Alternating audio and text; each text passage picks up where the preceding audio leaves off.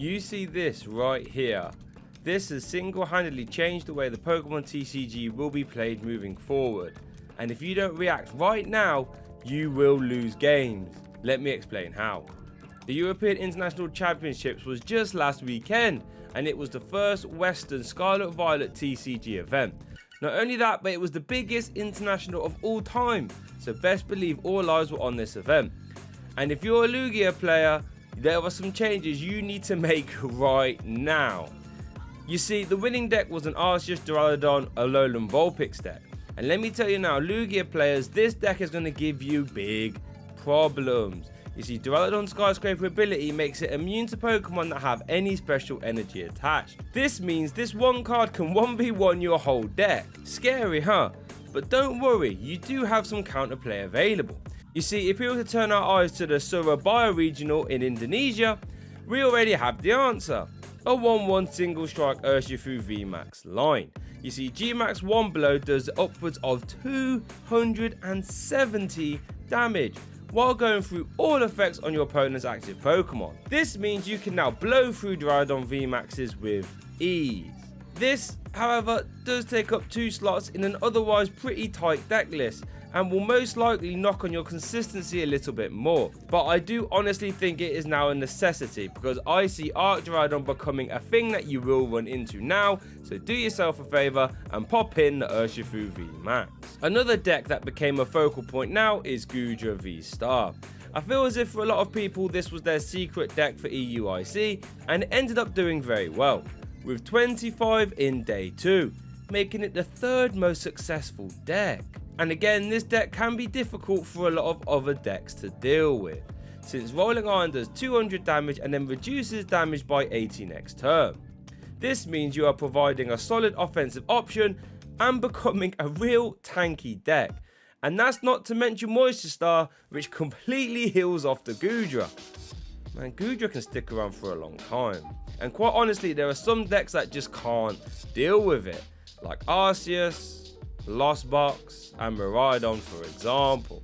These decks now have to try and find some shred style attackers or increase their escape route count so they can use it in combination with boss's orders to remove the Rolling Iron effect.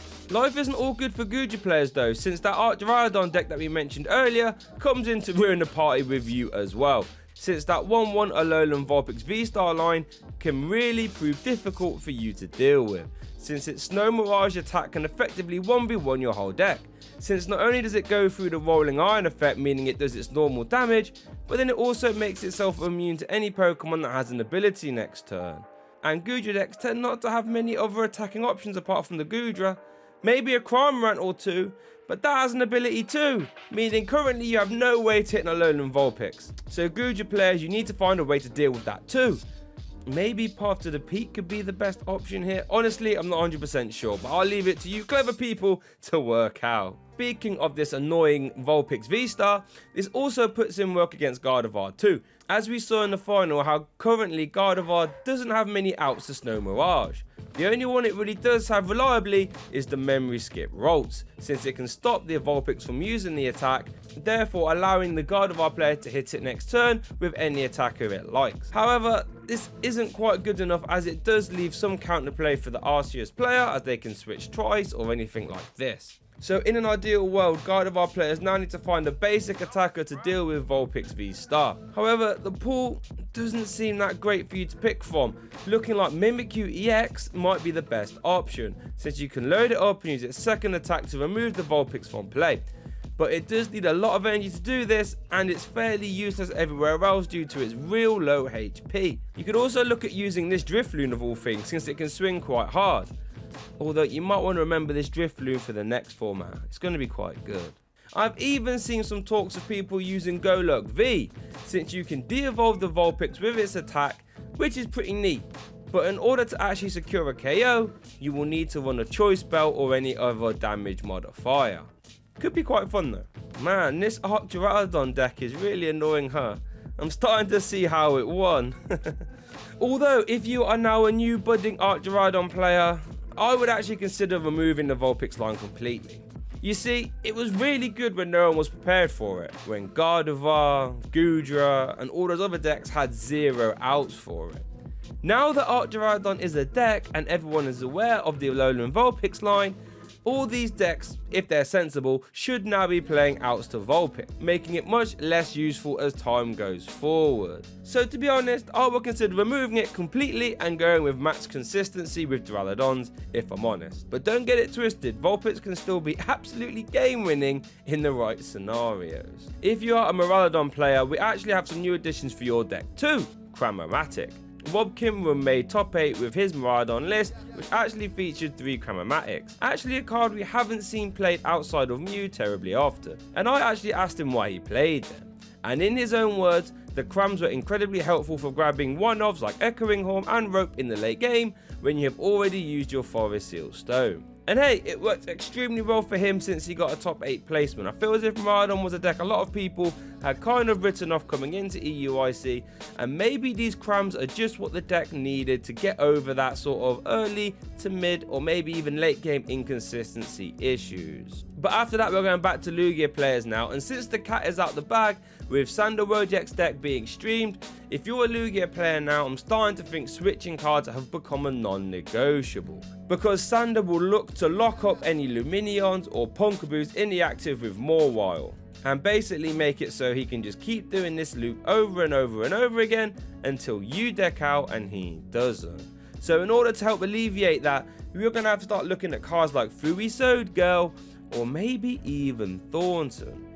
Fuisode Girl will allow you to grab a basic from the deck and then switch it into the active, so then you can attack again. And spoiler alert, if you was to use a Lugia V to attack in this scenario, you can then evolve that Lugia V after the Mawile to then remove the effect and start swinging with a Lugia VSTAR.